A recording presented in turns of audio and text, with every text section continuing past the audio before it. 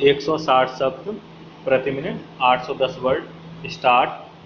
चीन ने एक बार फिर सिद्ध कर दिया है कि वह एक विस्तारवादी साम्यवादी है, लेकिन उसकी फौज उग्र राष्ट्रवादी है।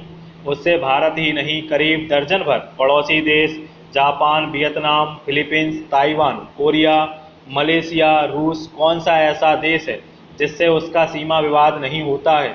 सिर्फ भारत के पड़ोसी मुल्क पाकिस्तान और बर्मा, दो देश ऐसे हैं जिससे सीमा विवाद सुलझे हुए हैं। यह ठीक है कि चीन साम्यवादी देश होते हुए भी साम्यवादी नेता के नेतृत्व में एक महाजन राष्ट्र बन गया है, और महाजन का ध्यान पैसा बनाने में होता है। वे लड़ाई झगड़े में विश्वास नहीं करते, लेकिन चीनी फौज महाजन नहीं है। उसने जितने लंबे लंबे युद्ध लड़े हैं जो दुनिया की किसी फौज ने नहीं लड़े होंगे। फौजी नीति की उपेक्षा करना चीन के नेताओं के बस की बात नहीं है। चीनी फौज और चीनी कूटनीति का चोली दामन का साथ है। इसलिए हम देखते हैं कि जब 2006 में चीनी राष्ट्रपति भारत आने की तैयारी कर रहे थे, पहले से ही चीनी राजदूत ने कह दिया है कि सारा अरुणाचल प्रदेश ही चीन का है।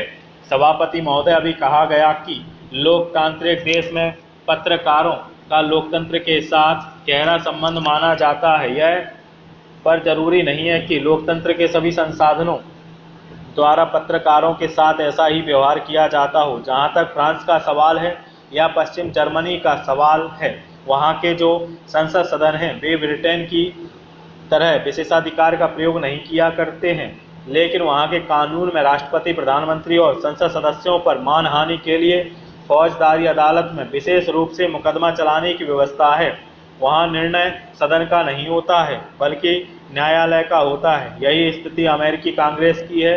वहां की सीनेट तो बड़ी शक्तिशाली है, परंतु वह किसी विशेषाधिकार का प्रयोग नहीं किया करती है। अमेरिका में पत्रकारों को यह सुविधा जरूर है कि संविधान के प्रथम संशोधन के अनुसार प्रेस की स्वाधीनता को दूसरे व्यक्तिगत स्वाधीनता के अनुरूप मान्यता दी गई है, और उसकी रक्षा करने के लिए सभी न्यायालय प्रयत्नशील रहते हैं। लोकतंत्र में जन जागरण की दृष्टि से जनसंचार माध्यमों की विशेष भूमिका मानी जाती है, पर उनके साथ व्यवहार के तरीकों में ऐतिहासिक कारणों से अंतर आ गए हैं।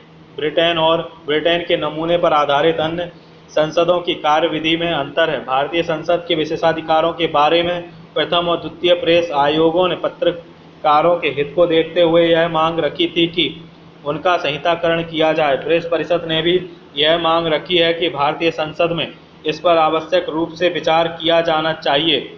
यही पत्रकारों की आशा है। पत्रकार लोग यही उम्मीद करते हैं। उत्तर प्रदेश की मुख्यमंत्री मायावती ने आज सुबह बताया कि बहुजन समाज पार्टी और भारतीय जनता पार्टी के बीच किसी बात को लेकर कोई मतभेद पैदा नहीं हुए हैं। गठबंधन सरकार चलाने के लिए किए जाते हैं, तोड़ने के लिए नहीं। इस आधार पर हमारी सरकार बिल्कुल ठीक ठाक चल रही है।